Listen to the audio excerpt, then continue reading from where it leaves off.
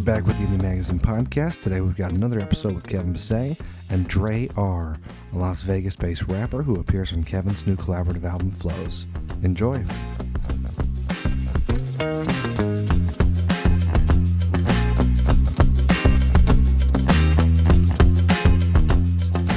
Cool, we're up. Great, I'm here with Dre R. Yes, sir. Yeah. So I was just saying before we started, we've only talked briefly at shows that you've been on. Yes, sir. And one that I was playing right before your guys' show. Right. And this is the first time really chatting, so I'm super excited. And we got a whole song already. I know, we already have a whole song. And the song is dope. I was so pumped because I hadn't heard you actually perform because I had to head out a little early at the first show I saw you at, the first met. And then the next one was that Well, that first one I didn't even end up performing. Oh, you didn't end up performing that one. Oh, just because it moved downstairs? Right. No, I wasn't even on that list. You I weren't was on just the there list. to support. Yeah. You were just there with your friends? Yeah. And, cool. And then you because of the rain, we were downstairs early, saw you perform, was like, man, dude's dope. Oh, I appreciate that. That was fun. Yeah, that was super fun. And then I got to see you perform. Right. And you killed it. Appreciate you. It was so good. And I was like, oh, this guy's dope. I want him on my album. And I was like, I feel like he's going to be more receptive because he also likes what I've got going on. Right. So I sent it over. And then what you sent back, I was just like, brilliant. I was pretty excited. Once I heard your verse, I was like, all right, I know exactly where I'm going with this. It was so cool. So it felt good. Yeah. What I love about it is it's in mine, I'm like, screw the rich. We deserve more than scraps. And then you go off and you're like, this is what I'm working toward. Right. I'm on the come up. Here's what it is. Right. Which is so cool. What were your thoughts as you got the original track? I mean, same thing. All right, what way can I go with it to still stay the course, but switch it up from my perception? I mean, I didn't want to sound like I was just copying exactly what you were saying. Right. So, I mean, everyone's got to have a little bit of their own lane. Yeah. Their own kind of viewpoint on it. Yeah, it was so interesting. None of us want scraps in the end. Right. We're all trying to work toward something bigger. Right, for sure. And I love the shift going from the cynical way of doing it to I'm working on me. Right. I'm heading for those hills. I'm doing the things necessary For sure. to get my money, There it is. Yeah. Got to. It's so cool. Yeah, I really enjoyed it. Yeah, I was pumped too because it was a song where I was like, this needs to have someone with the right vibe. And I would have never thought someone would go that direction. I like that. You know what I'm saying? I like it. Yeah.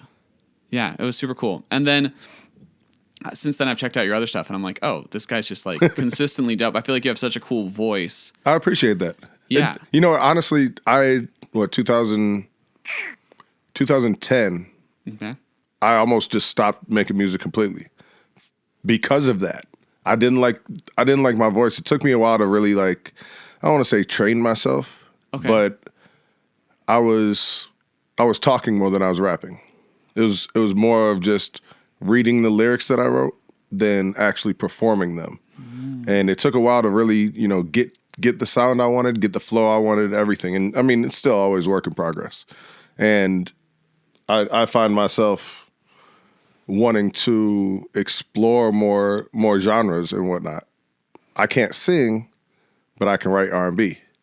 So it's when I get to that point where I'm doing that, it's how do I even get a demo out if I can't even really sing this properly and do it justice? But yeah, the overall sound is very evolving, we'll say. That's so cool. I love that perspective because I write country music sometimes and I can't, I'm not a country performer. Fair. So I'm always looking for other artists who work in country. And it's tough. Yeah, that's tough. Because, country has the best stories. Right. If you're a storyteller, that's my favorite genre for storytelling. Oh, really? For sure. Absolutely.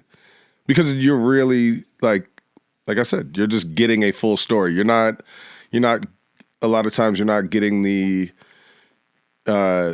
the flex that comes along with rap or the aggressive nature that, might come with a different genre. You're just literally getting a story about something that just happened.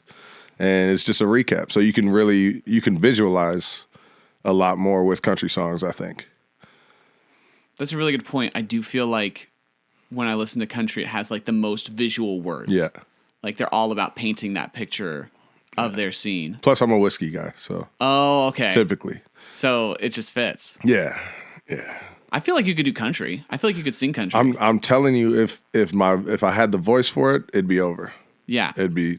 Oh, I think your voice is there. I think you just need to get like that singing talent honed down. We'll figure it out. And you would destroy with country, man, because you have that like nice like deep tone with your vocal, and that is like golden in country music. Yeah, definitely. I mean, there's enough of it that I do listen to. I don't follow country as much as I probably should. Okay.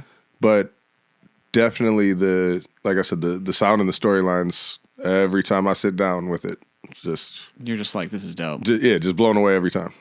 That's so cool. Yeah. Yeah. I grew up in a kind of small town for high school and stuff. Do you know Logandale? It's like an hour north of here. No, I'm not familiar. Okay. It's just like this tiny little town. And because of that, like I kind of was surrounded by the country aesthetic. Got you.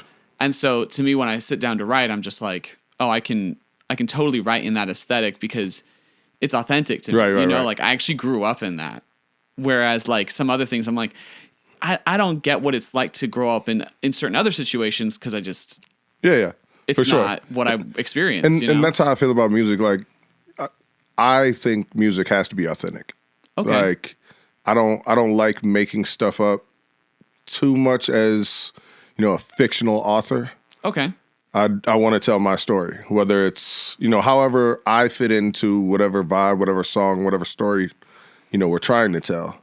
What's again, just like Scraps, what's my take on it? So, I definitely, there was a Jay-Z line where he basically said, stop lying. He said, I'm sick of you with your now and later raps. Rap about it now, hope you get it later. And ever since that line, I was like, I can't lie in these songs anymore. Like, he just offended me. Like, he offended the person that I was at the time who was lying in these songs. Saying I had this, saying I had that. You're not. Just be real, tell your story.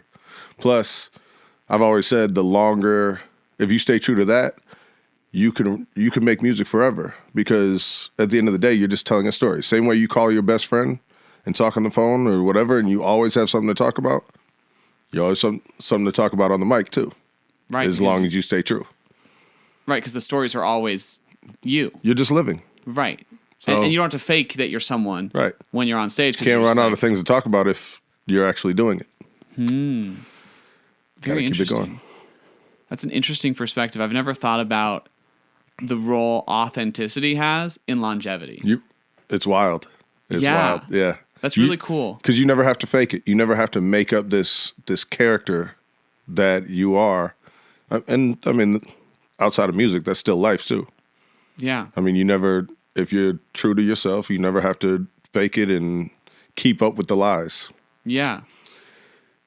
Yeah, I'm thinking of like artists who are still great as they've like gotten really old, and they're the same artists that are being themselves the whole time. For sure. Like one of my favorite albums from like an older person is Bruce Springsteen's Letter to You. I don't know if you've checked it out, but it is so well done. Just like beautifully written, and his voice is like aged like fine wine. And I think it's because he's being himself. Yeah. Like he's not trying to be something else. He's like, yeah, I'm an older dude now. I need to figure out how to use the older dude voice. Exactly. Like, how do I treat my vocal knowing that I'm this person now? Right. That I'm this other person. I'm not that young kid. And it's wild to do that not only with the story and the flow of the song, but your actual sound. Like to have a whole different sound to your voice as you get older and evolve. Right. And understanding like how your voice needs to be treated in every situation, like how you need to perform, how you need to be in the studio because of what you're capable of as you're getting older. It's wild. That's so interesting. It's an amazing art we do. Yeah, it's super cool. That's cool. So what you mentioned Jay-Z.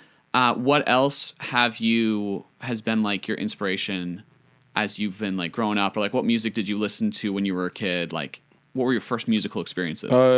It really depends on the environment. Okay.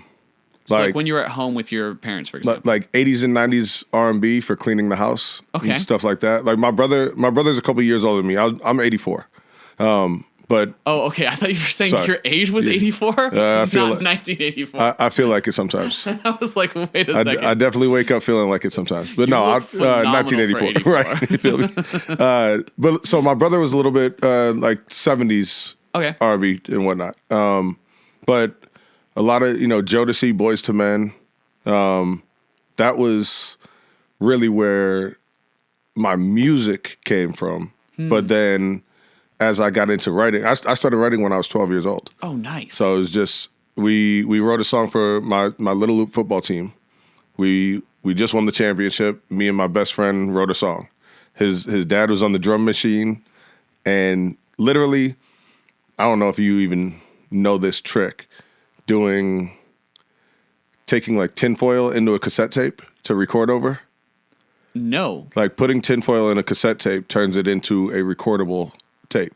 Oh, okay, cool. Rather than an industry tape with whoever on there. Right. So we did that, recorded our song through the microphone on a boombox, and made a song. Like 12 years old. Just why not? Sick. And ever since then, it was just always, it's what I want to do. So like anything where it was a younger kid, like Crisscross, Another Bad Creation, like they were, even when Bow Wow came out, I was like, I could do this. I'm young, but if they could do it, I can do it. Right. Or like Lil Wayne even, like, well, I guess it's a little later. Yeah. Well, at that point, it's actually ironic because at that point I was getting to that age too. Oh, okay. So it was like we were, I don't want to say growing up together, but you guys are similar ages. Same years. So it's like, okay, I could do this. And now I look at somebody like 2 Chainz, who is older when you think about the rap game. Right. But at the same time, he's still very relevant in what he's talking about and the way he delivers it. So it's like, because, I'll be 40 in July. Okay, nice. So the idea of not making it yet, turning 40, it's like, bro, are you really still trying to be a rapper at 40 years old? But it's just art. Like, I'm not chasing the dream of it. I'm just doing it. So but again, then it comes back to the question, what's making it? Right. Like, I could say I've made it now because I'm doing it and enjoy it. Or I could say I haven't made it because I'm not signed or not a millionaire or whatever. I mean, it's all your perception. Right. But if you're doing something great, like if you make a work and you're like, this is great, and I'm trying to improve and make even better works next time, that's all it is. Yeah, that's it. There are really, really no rules. Right. That's the wild part about just being a creative in general. Right. You do what you want. Right. But yeah, I would definitely, as far as rap artists, Jay-Z, huge, Drake for the last couple decades. Oh, he's been amazing.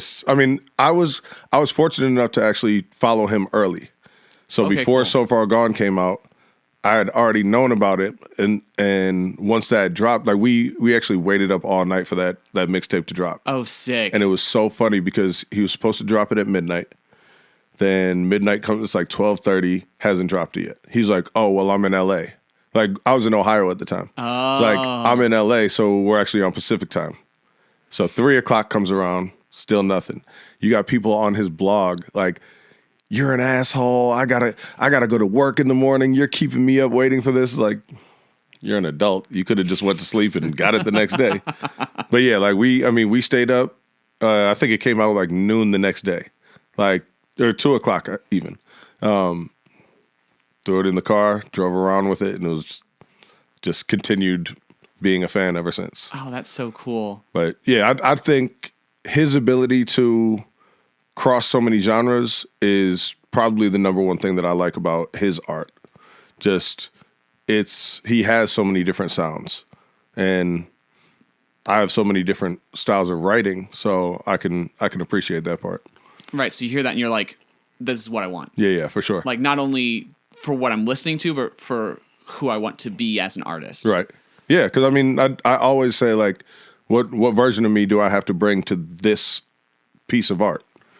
Because it's not always going to be the same thing. It might be something melodic. It might be something, straight raw vocals. Right. You just really never know.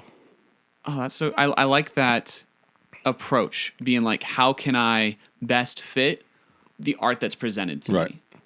Yeah, because I mean, it's all a feel. So you throw on a beat, and even if you don't have, like with Scraps, I was lucky enough that I already had your blueprint laid out, so I knew where the song was going, and then it's just what can I add to it. But if you just listen to that beat, who knows where your mind might go? If I listen to that beat for the very first time by itself, I might talk about something completely different. Right. And then so it was good to have your idea already.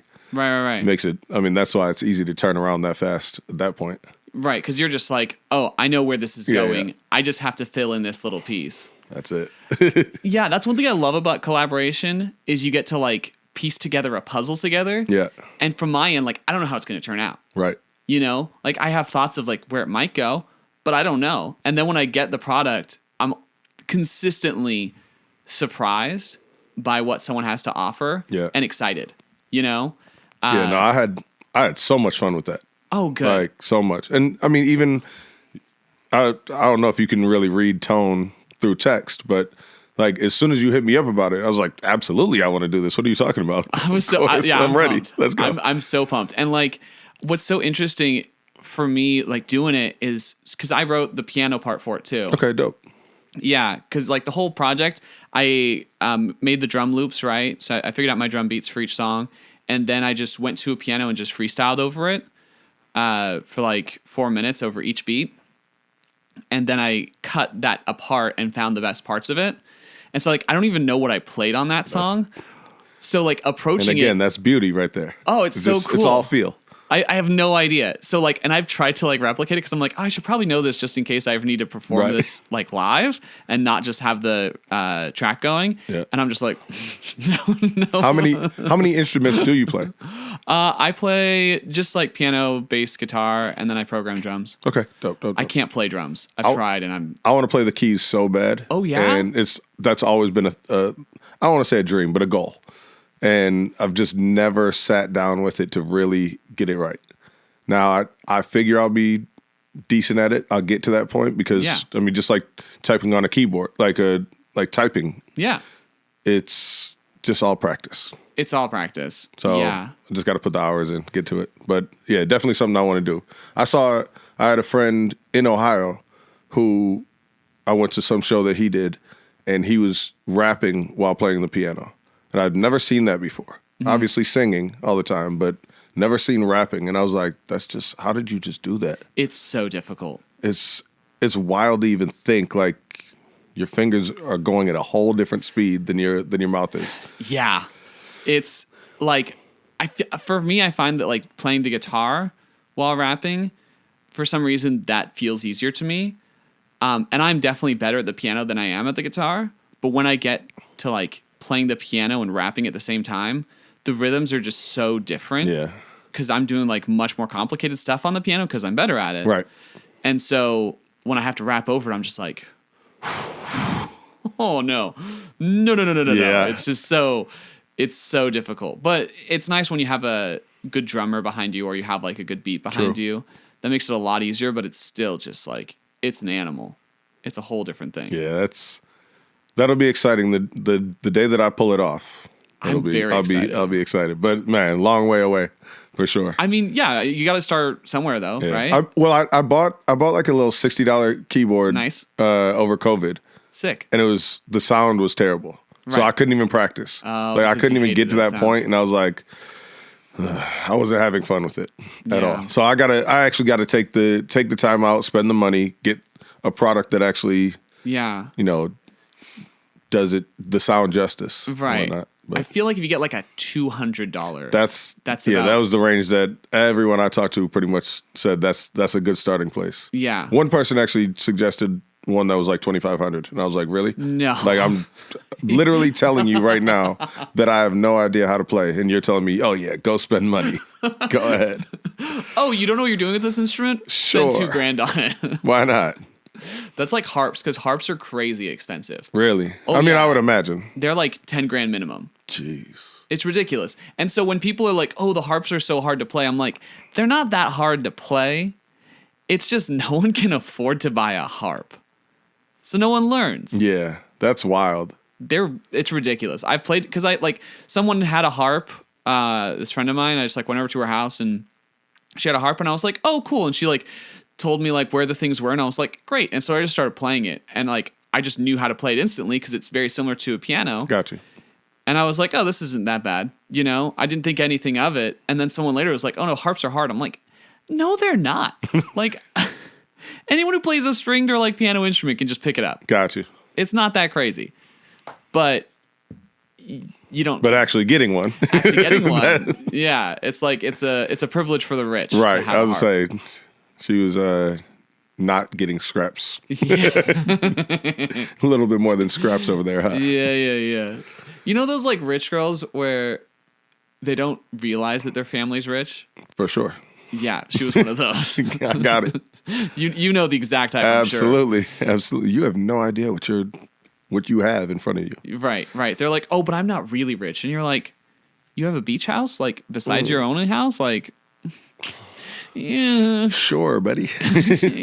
Your family's got cash. We didn't all grow up like that. Yeah, we all didn't grow up going to Hawaii every year, you know, like. Man, yeah. I mean, it is wild to think like just all the different living circumstances that people have, and the things that when, like you said, when you grow up with them, you don't know that everyone else doesn't have them.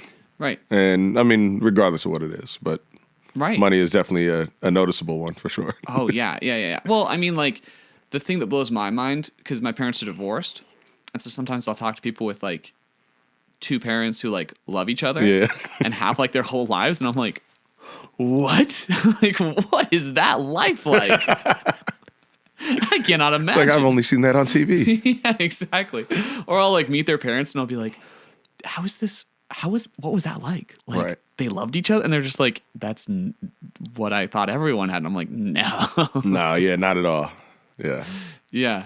That's actually not even, can't even say it's the norm at this point. No. Yeah, which is sad. I mean. Yeah, it really is. I mean, the fact that marriage is such a temporary relationship these days. Yeah. It's just like, yeah, we're getting married. Sure. Yeah. See you in a couple of years. Yeah. Oh, legit. It's, and it's like clockwork too. Like, it's so sad. It legitimately like bums me out when I have friends get divorced. I'm like, yeah, for sure. I mean, it's a whole change of everything. Everything was in this person, right? And yeah, now you got to just start a whole new movie, a whole new character. Yeah. Oh, 100%. It's like a chapter's ended and you got to start a new one from scratch, which is crazy. Yeah. Don't envy that situation. Yeah, not at all. No. Not at all. No. It's like, do you want to get married? That means I'm probably going to get divorced.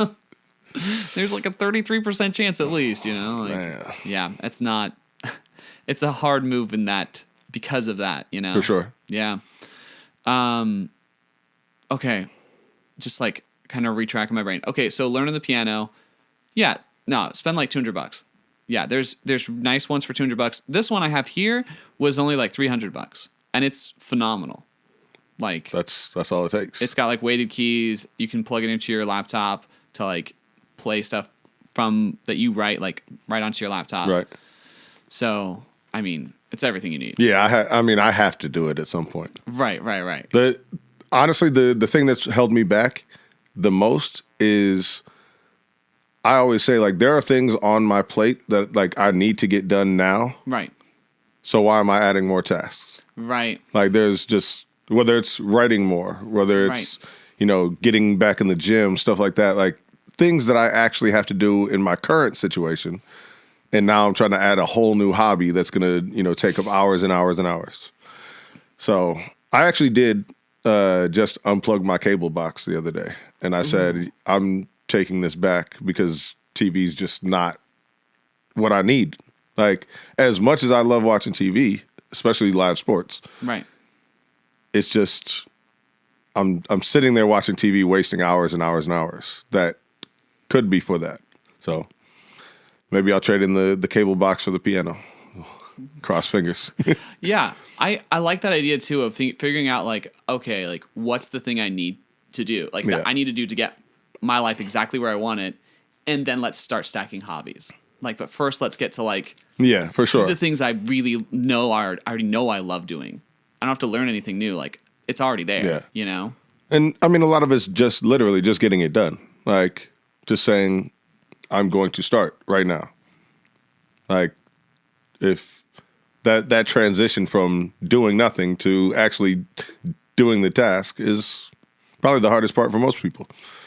Like whether it's, getting up, getting in the shower to go to an event or whatever. Like when you're there, it's easy, but actually getting there is the task. I cannot tell you how many like shows I want to go to. Oh man, that I don't go to just because I'm like, I don't want to like.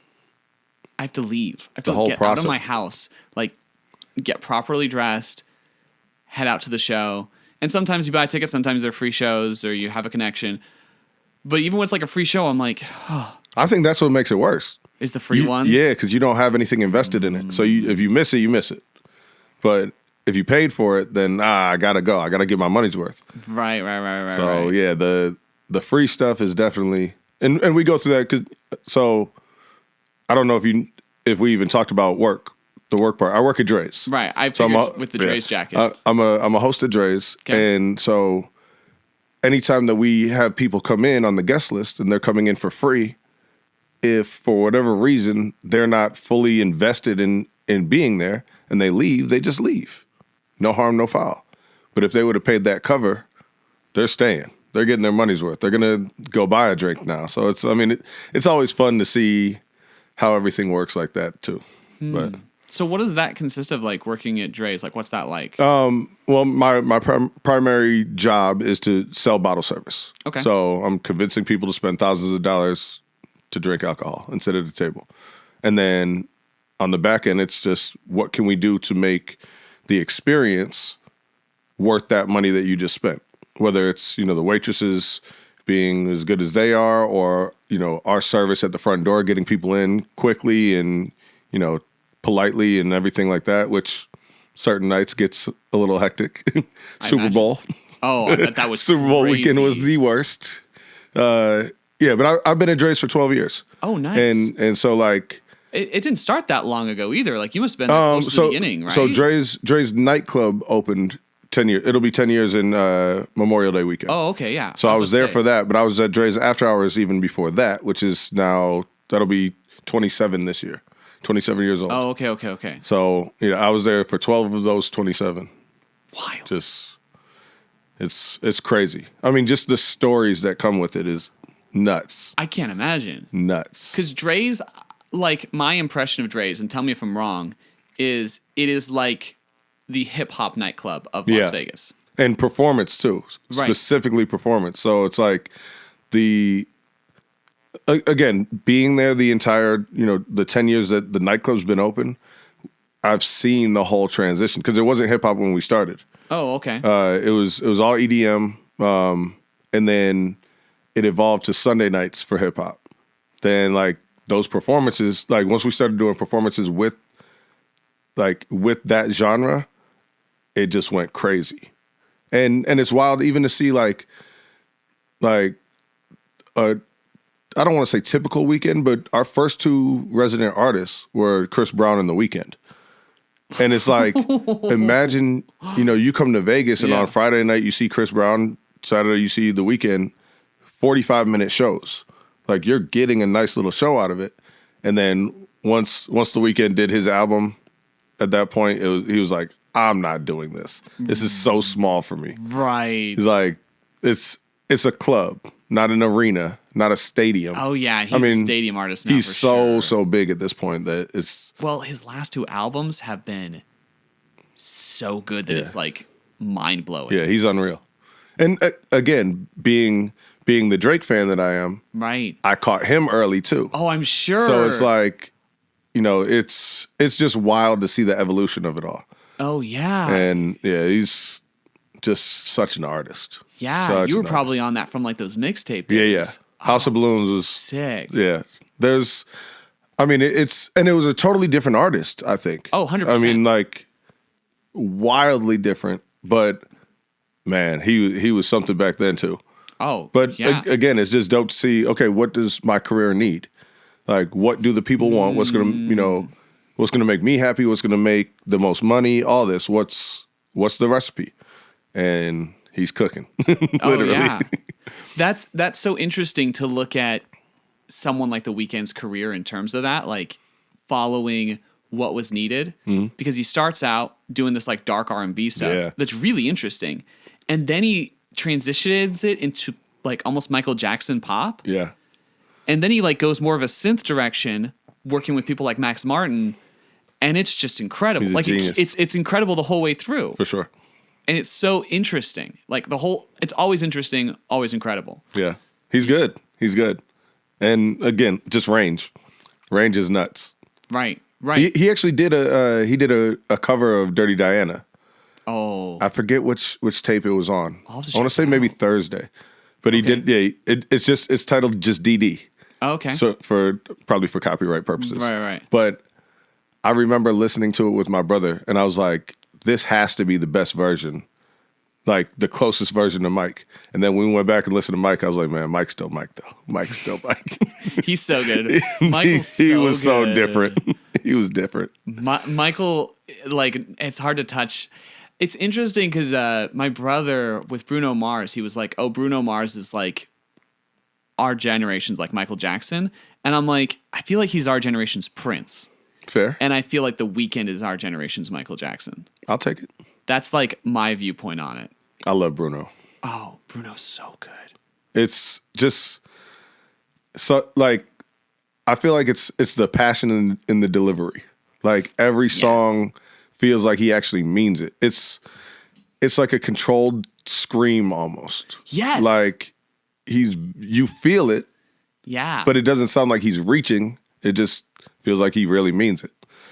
Man, that dude, something else. It's wild. It's his vocal ability. Yeah. It's almost like scary because it's so controlled. Yeah, any song that he ever comes out with, I always go to YouTube and try to find the live version. Oh. Because it's like him live is just so again, it's very on point to what he wanted to do. Like it's not there's you say no filter on Instagram, but yeah, it's like the effects are so unnecessary. He's going. He's that good. Yeah, he's that going guy. to sing the hell out of this song. So I love that. And he's such a perfectionist. Yeah. And you can hear it in like everything he's putting out. And he's fun. Like him and Anderson .Paak, just that little marriage was crazy. It was perfect. So necessary. Every song they do is just absolutely hilariously like it's just fun. It's but at the fun, same time it's funny. It's hitting the spots. Yeah. It's like All their food references are so good. amazing. They fit in the songs so well. And every time I listen to it, I'm like, I need to have more food references in my song. Like, oh, you're looking sweeter than a barbecue, I think is one of the lines. The heck? That's such a good line. That's like one of those, I'm jealous. I wish I would have written that line because it's so good. That's one of the hardest parts about being a writer or I'd say probably any creative, just missing the opportunity when you hear somebody else doing, saying something or a sound that you probably should have done that would have fit in with you. Missed that invention. Yeah. Yeah. We actually have Anderson .Paak next Tuesday. Oh, sick. At the Beach Club as a DJ. Yeah, because he has that DJ Pee Wee. Yeah. So I'm hoping. I'm assuming he'll play a lot of his stuff. Obviously, you made it. You're probably a fan of it. Right. Let's hope. But if he performs at all outside of just the DJ set, that'll be. Oh yeah. Definitely a bonus for sure. Oh yeah. His like Malibu project is like one of my favorite things ever. Yeah, he's nice. I had like, do you ever have like a month where you just like obsess over one artist? Absolutely. And you're just like dive as deep as you possibly can into that? Yeah. That was what year? I'm trying to think of what year it just was when Giveon did his whole tour. When he did his tour for Give or Take, I was just literally listen to them every day. Yep. I mean, I think it was during COVID, right after COVID, so 2021, I think. Okay. Maybe 22. But months just listening straight through. Yep. It's wild. But I mean, that particular project was so cohesive. Like Right. it was just one long story. And so like you're going, it was like a road trip to me. Like you're literally just driving towards the destination of this final song, and each song sounded different but carried on the next part of the story. And I was just like, this dude, unreal.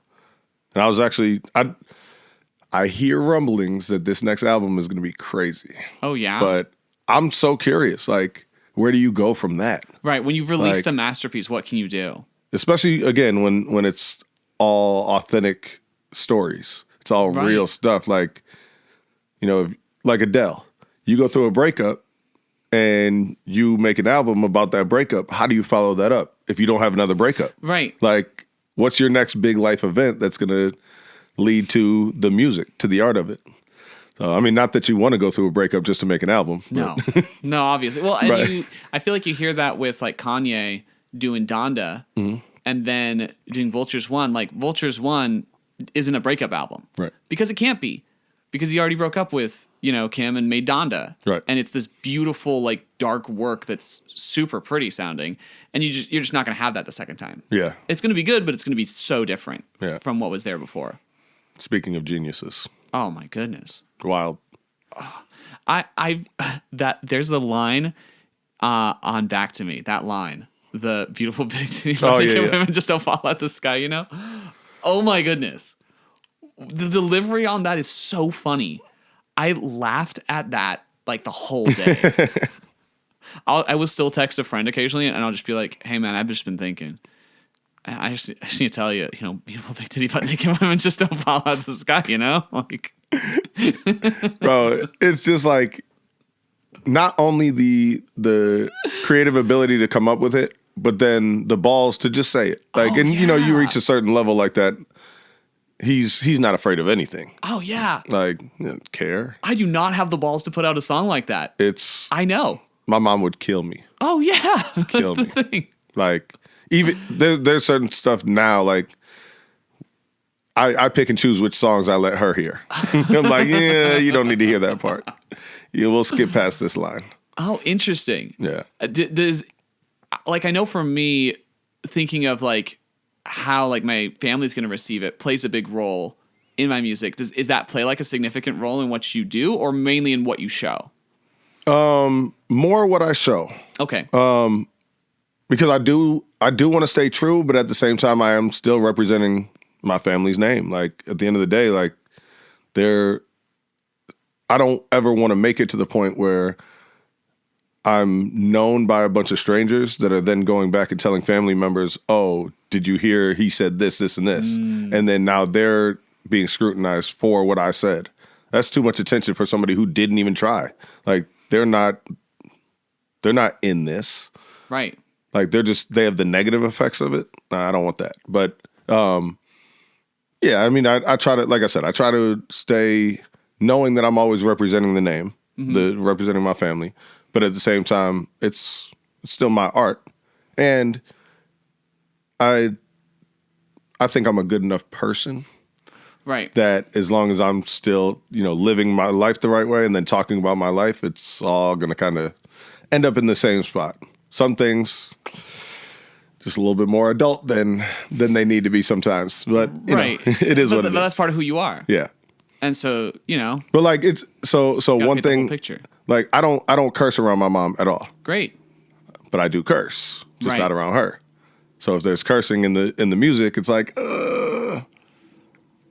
it's awkward. Right. You've never actually heard this word come out of my mouth before, so stuff like that. But yeah, there's been a couple of songs where my mom will make the face or whatever. I'm like, okay, we're done. You're like Cut to the next one. Yeah. We'll get out of here.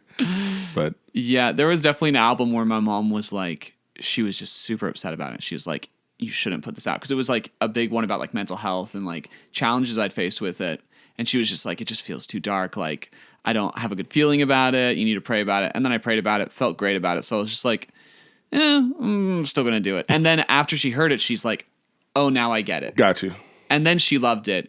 But it took her a second because she was just like, it was just hard for her to like. Yeah, I mean, sometimes those conversations are tough conversations. I mean, it's a really hard thing to go through. Yeah. So if but at the same time, it could be so helpful to others, depending on how you spin it for yourself. Right. So it's tough to like make those decisions. Yeah. Yeah. That consideration. So my grandma is actually a really big hip hop fan, which is the weirdest thing because she's just like, some 80-plus-year-old white woman, So that's normally not your target demo for hip hop. For sure. But and she's like pulled me into the room and been like, Kevin, come here. Like, and I'm like, what's going on? And it's Kendrick on the TV. And I'm like, oh, what? I'm like, that's what gets her up in the morning. Huh? I love it. Oh, it's so funny. So I'm actually like part of this album is in a sense dedicated to my grandma because it's her birthday on March 18th. Oh, dope. And that's when I'm having the album come out. It's right on her birthday to kind of be like, that's hey, love. You've pushed me toward hip hop. So I want to release a hip hop album on your birthday. And that's part of the reason, among others, where I was like, oh, I'm going to try to like not have swearing on this album. Right. For sure. Cause I'm like, it doesn't really feel appropriate to send a really sweary, like intense hip hop album. For sure. And have it be dedicated to your grandma. You got to know the audience for sure. Yeah. Yeah. So you got to I like that consideration. I like that thought of like, okay, some stuff you don't show and then you just try to make sure it's a reflection. Like everything's going to reflect back to them. And I've never thought about it that way, but I love that approach. Yeah. I think it's so smart.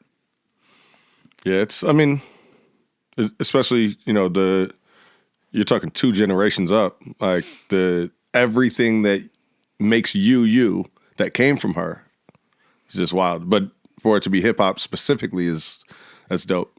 Yeah. It's really dope. It's kind of random. It's weird because she'll be into it and be like hanging out with old people, like her other friends, and none of them like it. And so she's just like, but it's so good. Like, have you heard them rap? Like there's so much talent. And she like really gets it. She's like passionate about it. And it's so funny to watch her talk about it with other people. Cause these other people, old people, they just don't get it. Yeah. So, sometimes you just don't I couldn't tell you why somebody was good at figure skating. Right. Like I can see it and be like, whoa, I couldn't have done that. But I can't tell you what they did right or wrong. Right. Same thing. Yeah. So I could see that. Yeah. Yeah. And she pays attention like super in depth to the lyrics and she can like break it down, which is weird to like witness. Yeah. Like have you ever had somebody during your writing process try to finish a line for you? Like if you get stuck on a line, they're like, oh, say this. And it's so far from what you should say, like because of the cadence of it or anything. Okay. Like sometimes, for example, like if I'm doing like a 3-syllable rhyme scheme. Okay. And then I'm stuck on that 4th bar and somebody's like, oh, you should say this. And it's a 1-syllable. They just caught the last syllable of the rhyme scheme. I'm like, you're not even listening. Like, what did you even just hear? Do you think you sound? Yeah, you're like that. You're not paying attention, are you? This is why you don't do this. Right. Go play a video game or something. Although I do find it fascinating, and I try to do this sometimes when I write, to like be going on like a 2 or 3 syllable, or like to break up a 2 or 3 syllable, where you're like, you have 1 syllable, it's like syllable, non-rhyme syllable, and then 2 rhyme syllable, which I think is a really interesting style. To like be doing that type of thing where it goes 3 and then that and then 3 then that, and then to have the last rhyme in it just not rhyme with anything. And I think that's really fun. I mean, again, it's an art. There's no rules. Right. It's just it's wild. Right. It's wild what you can get away with. Again, a lot of it having to do with confidence. Just confidence of the actual delivery and whatnot. If you really own it, you could flip something wherever you want to. And all of a sudden you didn't follow the rules, but it all made sense. Yeah. Yeah. For some reason, just barely, like your verse was coming through my head. I really like that line. It's something like, really out here fronting for the gram, like, dang, something like that. I don't know, it's just like, oh, there's like so many good, like, double rhymes and like internal rhyme schemes you use that make it flow so well. I just like that. When you were talking about how you're writing, I was like, oh yeah, he does do that. Like he is like paying really close attention. Oh yeah, to rhyme schemes and patterns and cadence. I mean, we always talk about like the difference between saying someone and somebody might change the whole song because of timing, and everything just has to be in the right spot. Yeah, I mean, it's wild to go through the process because sometimes, I mean, you're writing and it's all coming. Right. Like I have songs where it's taken me 5 years to finish the song. I have songs that have taken me 10 minutes. Right. So it's, you just never know where you're, like, what's going to pop into your head at that time. Like, but anytime you could actually get any type of like double entendre with anything, or, go a rhyme within a rhyme, like it's all just fun stuff. That's icing on the cake at that point. Oh yeah. Yeah, that'd get you going a little bit. Oh yeah. No, I definitely feel you when it like lands just right. Yeah. Yeah. That is a different feeling. And I totally agree with that idea of like the 10-minute versus like the 5-year song. Because I still have hooks. Oh my goodness. That I'm just like, it exists. The worst is I'll find Instagram posts, whether it's a story or like a feed post, that say, it'll be like a teaser to a song and say, new Dre R coming soon, and it's still not out. It was only 5 years ago. No big deal. Hell yeah. I'm not a procrastinator at all. It's the worst. But like sometimes it doesn't finish. Yeah, I mean, and I don't even have an answer why sometimes. Oh yeah. But like lately I've just been like full blown in writing mode, like just going. But I have no idea how many songs I have at this point. I have no idea how they would fit together. So like people keep asking me like, okay, when's the next project coming out? Yeah. And I'm like, I honestly, I don't even know what I have. But so it's like at some point I actually have to sit down and organize everything and be like, oh, might drop 2 tapes this summer. Who knows? Right. But like I have no idea. But you're so dedicated to like just the writing. I like making music, especially if you have a topic that you're ready to talk about, get it out. And I mean, there's some stuff that I haven't released that actually, like, my biggest fear is it's too like timed. It's stuck in that time. So it's like I have a couple songs where I mentioned COVID. Mm-hmm. No one wants to talk about COVID anymore. Yeah. Like, it's over, bro. Like, that song's done now. Right. Because it's just too late. But you definitely want to make those ones that are timeless and that, that can be played and listened to over and over and over for at whatever year. But I'm sure this one, funny enough, I made a comment in here, as I said about the Jay-Z thing. I said, new whip's quiet. Yeah, new whip's quiet. Yeah, new whip's quiet. I swear to God, it's running. That's such a good line. But I don't have an electric vehicle. I was thinking about getting one at that moment when I was writing the song. And I was like, I'm about to get this car very soon. I might as well just put it in the song. By the time the song's released, I'll have it. And I never got it just because I changed my mind. Which is fine. And now I'm sitting there like, oh, I kind of lied in that song now. But no, it's still cool though. But yeah, I mean, once it was in, I liked the line enough that I was like, I'm not taking this out. No, it's too good of a line. Yeah. Well, and I feel like it's so relatable to kind of the current thought about wealth. You know what I'm saying? Yeah, for sure. Because electric vehicles like Teslas have entered this category where if you're wealthy, you own at least one Tesla. Yeah. Like it's something people think of as a mark for of sure. wealth. Yeah, absolutely. Absolutely. I mean, it means you have to have a car in, a certain number of years even. Like they've only been around for so long, but then, and even at that specific brand has been around the longest. So if you're not talking about Tesla, now we're really getting into the idea of, oh, this is a brand new car. And, anywhere from 80 to 120,000, like, but no, I mean, I gotten, my buddy has a Jeep, has a hybrid Jeep, and I didn't even know that it was on the one day. And he almost he almost ran over my foot as I was getting in my car next to him. And I'm sitting there like, how'd you just take off? Your car's not even on. You're just floating. This is beautiful.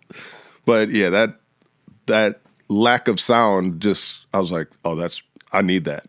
Yeah. But that's any friends that I've ever had that had EVs or even hybrids, that's always been my feel about it. It's like we're sitting here, I don't know the car's on, and now we're driving. Now we're on the go. It's so interesting too, because I feel like it's like there's like this dichotomy in cars where you either want your car like super stinking loud For sure. or silent. Yeah. You know, like that sport versus luxury vibe. Yep. Because like the luxury, like growing up, my mom had a Cadillac. And whenever we rode in the Cadillac, it was like you couldn't hear anything outside of the Cadillac. Yeah. Which is a beautiful feeling. Like I love that sound isolation. And so it made me think of that too, of like these luxury vehicles For sure. that are so quiet that you have no idea. And then on the other end, you have these hot rods that are making insane like roars that just get your whole you feel bone it, right? shaking. That American muscle. Yeah, I love that. Yeah, it's interesting. So I love that line. I love your whole verse. I appreciate it. Yeah, it's so interesting, and it's such an intelligent commentary on wealth from a different perspective. You know, because like I'm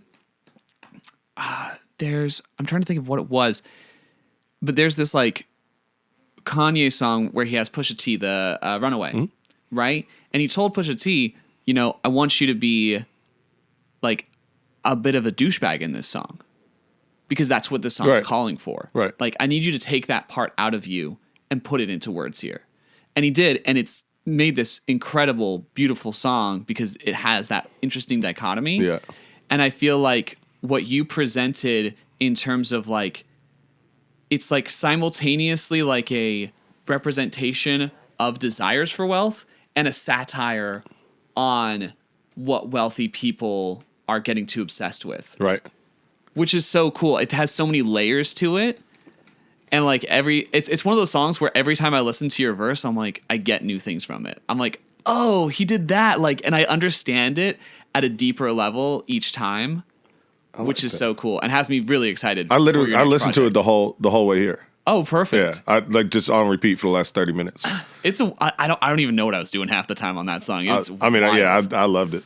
It's weird. Like the chorus, like the weird effects on the chorus. I'm like, how did I do that? It just sounds so like eerie, but like it's like it has like a haunting feel to it, but still like real and like raw, which is weird. Yeah, and your verse is incredible. I think I'm like surprised that I feel like one of the problems with the Vegas hip hop community is that it's a little segmented. You know what I'm saying? Mm-hmm. And I feel like I'm surprised that more people aren't paying attention to what you're doing because I think it's incredible. Like in certain circles, if I said Dre R, they wouldn't know who I'm talking about. Right. Others, they'd know exactly who I'm talking about. Yeah, and absolutely my fault. Absolutely. Oh, really? Absolutely. I'm such an introvert. Really? Like I actually have a song where I said, never been one to perform. I just get, never been one for the stage. I just get drunk and perform. And that's really it. Like, so the second show that Z and them did, right, which was end of September on the rooftop. The first one that they did on the rooftop. Is this the one before the Halloween one? Or? Yeah, it was a month before the Halloween one. Okay. I had just gotten back from my best friend's wedding. I gave a best man speech that I spent probably 2 months being worried about. Oh, geez. Like, I don't know where I'm going to go with this. Yeah. Like, what if people just are like, okay, give up the mic? It's totally different than performing music that's already done in exactly the way you want it. And I don't even like doing that. Right. Now I got to talk and hope that they laugh at me and, this and this. Ooh. So I get done with that. Actually had a great time with it. Felt like it was very successful. The very next, like, that was on a Saturday. The very next Wednesday was their show. So a couple days later, I'm at this show and I'm already drinking. And Z texted me and was like, hey, do you ever want to do any of these? Like, do you want to perform with us one of these times? I was like, of course, anything for you. And he was like, all right, next month we're doing Halloween. I said, oh my God, what did I just commit to? I need an adult. Oh God. And I was so angry when I woke up the next day. I was like, I just went through 2 months of like being haunted by this best man speech just to commit to another 30 days of panicking to get ready for this show. And I mean, that's just it. I never really want to commit to it because I always go X amount of time between them. Whereas as often as you perform, it's just normal. That's just what you do. Yeah. And that was actually part of why I wanted to do this song so bad. I was like at the end of the day, this is one more person who's going to hold me accountable for continuing to make music, continuing to perform. Right. Because if you hit me up one day and you're like, hey, you want to do this song such day? I got to do it. Right. And so that's cool. That locked it in. I love that. But yeah, that's what I liked so much that first time that I saw you downstairs. I was like, he's just here to perform. Like he loves this. I love it so much. I'm sitting there like it's a task. I love making music. Right. But as far as getting it out there, I don't care if anyone hears it. Like in all reality, I'm doing it just to do it. You love it. But at the same time, I do know that I'm good at it. So it's like, where do you find that peak point of I'm getting the most out of this talent? You know, you don't want to waste it, but at the same time, you know, at what point does it stress me out too much, or you know, just finding how it fits into my personality. But yeah, I mean, if I got to that point where I just said, I actually want to do this and I want to perform once a week, at what point do I then get uncomfortable? If I do it over and over and over, I've seen everything. Again, just like playing the keys. Yeah. Once you get into the habit of it, everything just feels natural, just muscle memory. But I gotta get there. Yeah. I don't know. I think you could, because I think you're already a good performer. I appreciate that. Like, having seen you, and I've only seen you perform once, but when I was there, I was like, oh shoot, he's got bars. And he's taken, like, he's actually owning the stage. And that's what made me think, like, oh, perfect. And I'm someone for this. The thing, like, I'm such an overthinker. So it's like, I have this space in my bedroom at the foot of my bed that is a little bit smaller than that space that we were performing on. So like, I know all the steps that I can do. I'm rehearsing this at home, visualizing where this person's going to be, this person's going to be, and I'm trying to really get that so that there's no surprises. Like by the time you get out there, you know, you want as little new stuff as possible if you're me, because I'm not as good at impromptu stuff as other people. Right. So it's like, I want everything to be as scripted as I possibly can. Even between songs, like little talking points between songs. Got it. Everything's, you know, by design. But yeah, I mean, it's something that, again, if the more hours you put into it, whether it's rehearsing or actually doing more shows, you're just going to be more comfortable. Right. Yeah, no matter what.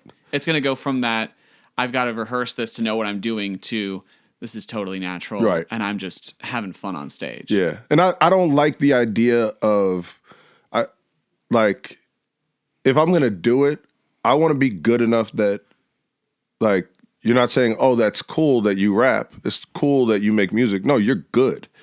You're actually good at every different spot of it. Writing, you know, recording, performing, everything. Because otherwise, like, you're just okay. Right. And who wants to be okay?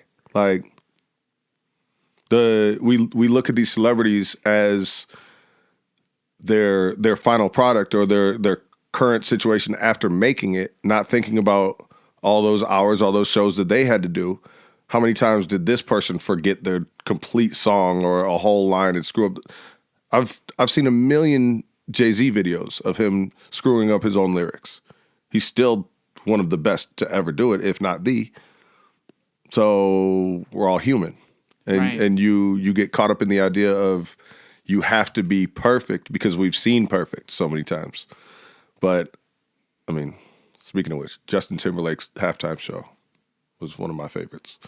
That is a really good halftime show. It was flawless. That was a bit ago. Yeah. It's a random one to pull up. But I was because I immediately, once I said that, I thought about Usher's, which was awesome. But Justin Timberlake's, I could not mention that. For me, it's The Weeknd's. I'll take that. The Weeknd's Super Bowl performance. Justin Timberlake's was really good too. There are certain moments that are pretty iconic. Yeah, like I mean, I was watching it like he has to something like a false step, anything. There was nothing. That's true. Oh, I didn't think about that. That he doesn't miss. Yeah, during that whole thing. It was like I said, I was actually not hoping for it, but I was looking for it, and it just never happened. And I was just like, this dude, he might not be human. But I think him, Jamie Foxx, and Donald Glover are probably like the 3 most talented humans ever. Like just their crossover from music to film, and you know, JT with the dancing, Jamie with the comedy. Like, what can you not do? You know what? I think that I wouldn't have thought to put those 3 together, but you're so right. Yeah, because I mean, like Donald Glover and Childish Gambino shouldn't even be the same person. They're so talented at each, right? That it should just be a different entity. Completely. And his writing, yeah, like just he starts out as a writer, but then when you think of him as the actor, yeah, which is crazy. It's nuts. It's wild. And then like the stuff he's made with like Ludwig Göransson, like those tracks are so insane. They're so interesting. Each one's more interesting than the last. You know, which is crazy. Yeah. You think that shouldn't happen. It really is wild to see, just aside from the big names, the amount of talent. Like if you just, you know, you play an artist on Spotify or something and you just let the music keep playing the rest of the day. You're no longer in control of what songs you're playing. It's just a new artist, similar style. So much talent out there. Oh. And that's why like I get caught again, going back to the idea of what's making it. And it's like, there are so many people that are so good that what's my purpose here? Like, why am I doing it? Why am I adding to the list of if I'm good and there's so much greatness, why even do it? But at the same time, it's all art. It's right. And there are songs that I only kind of like that are some people's favorite songs. And I'm sitting there like, I guess you really have no control over, you know, which one's going to be, I don't want to say a hit, but which one's going to be that person's favorite song. So just keep creating. Get it out there and see which ones stick. Yeah. I love the idea of like making something beautiful for beauty's sake. Yeah. You know? Like art for art's sake. Yeah. Which is so cool. And I try to watch anytime I see Rick Rubin talking. Love it. I gotta press play. I have to turn the volume up. And he says that a lot. Like the fans don't even know what they want until you give it to them. Just create and make the best version for you. And then if they like it, they like it. If they don't, you did. Have you read his book yet? I haven't. Oh, dude. He has an audiobook version of it. So you can listen to him read it. Oh, he's reading it too? Oh, perfect. Yeah. Because his voice actually does it too. Like it makes everything so believable. And they have this cool, like, you know how like in yoga and stuff, they have like that chime. Oh, like okay. meditation. Yeah. He has that as like a thing to get you paying attention again. Got you. It's so cool. It's like, oh yeah, now I got to like listen to this book again. Like when you're like a little distracted. I got to check that out for sure. Yeah, I got it through. Do you know Libby? It's like a library app. Mm-mm. It's life-changing. So it's just this little app on your phone, Libby, and you get your library card hooked up to it, and you can just listen to any audiobook you want. It's everything. It's amazing. Because I'll tell you what, like I read a ton as a kid. I won't do it now. Because you don't have time to sit down and read. Everything we do, I feel like is so quick. And like it's all, you know, video or audio.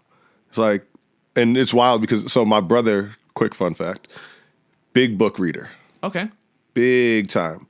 But I always laugh at him because he spends all his time reading these books, loves them, goes to see the movie, gets pissed off every single time. Why would he go to the movie anymore then? He just wants to see how they decided to do it. Every time he's disappointed. And I was like, well, guess what? I didn't spend all that time reading it, and I thought the movie was amazing. So who won here? Who saved all these hours? So yeah, it's funny, but honestly, like even certain Instagram posts, like if it's too many words, I'm gonna scroll right past it, not even think twice. Everything is like instant consumption. So yeah, maybe it's lazy. I don't know. Maybe I don't even know what to call it. But the thing is, at least for me, like I feel like I can do the long form consumption if it's in a medium that's easy to listen to and do something else. Like, for example, doing this podcast right now. I don't expect anyone to just sit down and listen to this podcast. I expect someone to have this podcast on and to do the dishes. Right. You know? And so if you're doing the dishes, like anyone listening, you're doing the dishes right now, shout out to you. But I feel like that's the cool thing about this form of long form media is that you can have this thing that you're listening to for like a few hours or like, an hour or whatever while you're doing something else. For sure. One of the most like time consuming, like where I just need to like put my visual brain on something, but my audio brain could be anywhere, is tuning vocals. Because it's like a very visual thing. And whenever I do that, put an audiobook on, put a podcast on, like Rick Rubin's podcast or whatever, and just like chill out and listen to that, and it's phenomenal. Yeah, it's wild. Like anytime I'm getting my vocals mixed, because I can't do any of it. Okay. I have a couple of friends who are really good at being the artist and the engineer. I can't do it. Not at all. Don't even know what I'm looking at most of the time. Right. I'm good at I'll chop stuff. Okay. I'll time everything, but as far as actually any type of effects or fine tuning, no chance. But my engineer will sit there and have a full conversation with me while he's mixing my vocals. And I'm just like, bro, like, how's this gonna sound good? You're not even listening to the song. You're just doing whatever you're doing. And then next thing you know, he's playing it back, and I'm like, this dude's a genius. What's wrong? Shout out Nietzsche. That's my guy. But yeah, no, it's wild, like you said, how visual it actually is, and how much of, I'm just sitting. I try to watch everything he does, so that one day I could actually learn it. It's not happening. It hasn't worked yet. Yeah, it's like 10 years now. I feel like that's interesting to me because I was introduced to it and I realized the control you could have over it, and I was just like, I want that so bad, and like I had to grab it, Yeah, and that's why I'm so upset about it, is because you want to have that control, especially being like, so my whole reason for even getting the equipment that I got was to record at home. Like I just wanted to go through that process by myself, because I would be in the studio with him, and even as close as we are, like on just a personal level, I'm still embarrassed when I screw up, like no matter what. And then say I do, a 2-hour session, and I'm in there messed up on this line, messed up again. Now I'm counting the minutes. Now I'm running out of time, and I'm starting to actually think about that more than actually doing oh man. And that just screws your brain. So it's like, let me just record all this, do all the hard work that I need to do at home, then take it to him, he can mix it. And then it just keeps everything. The only thing with that is sometimes it'll be something that I screwed up that he can't fix, and now I just wasted the whole session. Because I'm not going to record it here. I'm not going to go back and do it. Right. But I don't know. Maybe I'll get over that one day too. We'll see. That's interesting. Oh, and maybe that has to do too with like the performance aspect with you too, where you're like, oh, I want to learn how to approach the performance aspect more, because you've got the writing down. Your writing's great. You're able to flow well on the tracks. So it makes sense that you're like, okay, if I want to be like, I want to truly inhabit this person of being a rapper and be great at my art, the next thing is I've got to get out there. Yeah. Because you can learn so much in that new environment. Oh, for sure. And I've never done a video. You haven't done a music video yet. I've talked about this a lot in the last couple of months, but I have 3 different videographers who are just amazing, amazing, amazing. One of them, I think I actually missed his window. Like he was like, I'll give you the friends and family discount. I'll even do the first one for free. This, and this. I don't even know if that offer's still on the table. It's been so many years now at this point. So I'm like, oh, I think I missed. But like, I was telling one of my guys maybe a month ago, I was like, I have this idea of a certain verse that I like, a new verse that I did not too long ago, where I want to just be walking the strip, and it's just him filming me walking the strip, half performance, half just walking. But then I'm like, I personally, as me, forget the artist part, don't want to walk the strip with a cameraman. That's weird. That's weird to me. Yeah, I know why we're doing it. I know what the end result is going to be.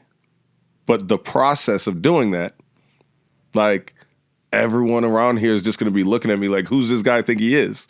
So, and that's a weird thing for me to get over personally. Okay, I have a suggestion with that one, actually.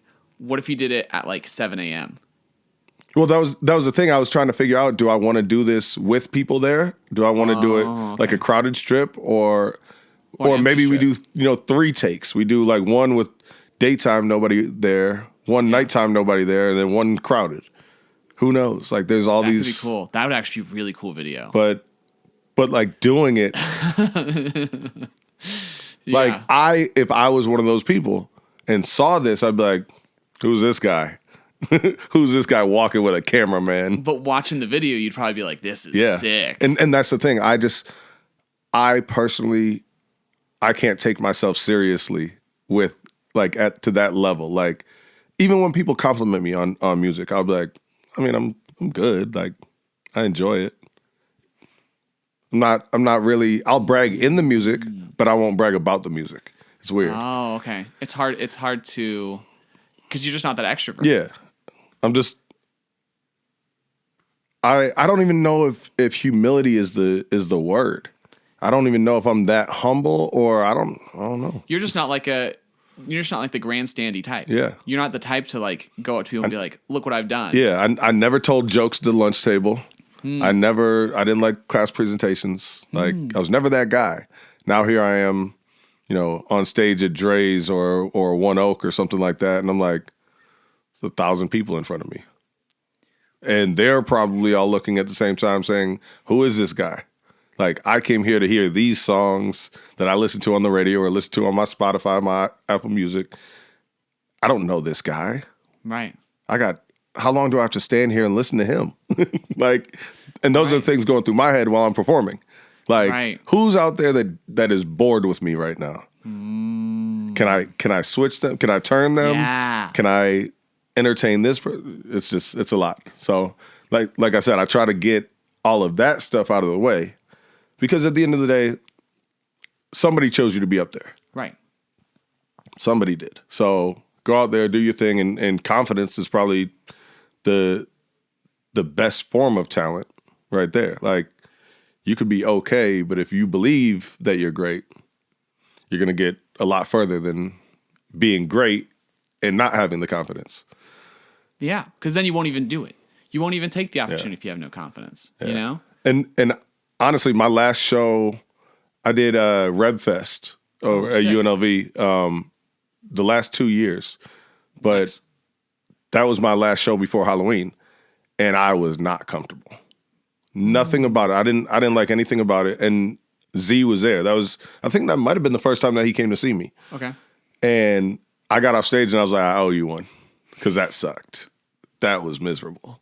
Like, I knew the whole time I didn't want to be there. Right. And having nothing to do with the Reb Fest, you weren't in the headspace. That wasn't my day. Yeah, that was not my day. And I was like, for anyone who came out, sorry. Well, then you killed it on Halloween, so I appreciate that. Yeah. And so the unfortunate part about that was, because I did feel really good about that one. Yeah, that was a great show. Because of the Reb Fest one, I was so nervous going into it that I didn't even want to push the show. Like, if it came up in conversation, it came up in conversation. But I didn't I wasn't confident enough in myself to be like, hey, you have to come see me. You have to come see me. So we did the set list, the order, based on who had the most traction. Right. And I went second because I didn't. Right. And I was like, damn, see, I could have gone later, had even more people there. I got to get better at that. So, right. I mean, it's all fun and always a learning experience. So that's cool. it's always good. I love that space though. Oh, dude, I love inside and outside. It's great. Yeah. They do a great job there. Yeah, I love doing stuff there. It's really, really fun. Okay, cool. Well, this has been super fun, actually. It's been like a pleasure getting to know you better. Yes, sir. You too. Which has been cool. I'm fascinated by your just like life experience, stories, your perspective on things. It's great. Yeah, I'm super excited for the song to come out. Yeah, man. Oh, I'm pumped. I can't wait to just get to reposting and all that. And that's another hard part for me. Is it's your song, so I'm on your timeline. But like as soon as I was done, I was like, I want everyone to hear this now. So I feel the same way. Like to me, I'm like, this can't come out soon enough. I'm like, what? How can I get this out sooner? And then I realized it was going to be in March, and I was like, I got to put this out on my grandma's birthday if I'm going to do March because. Yeah, that's perfect. Yeah, because it's cool just like having her as a hip hop fan, having her push me so much. So it's really fun. And I mean, just that attention to detail shows, why you're good at what you do. I appreciate that. For sure. Well, great. Dope. Super fun talking to you. You as well. We're going to end it out, so see you guys. See ya.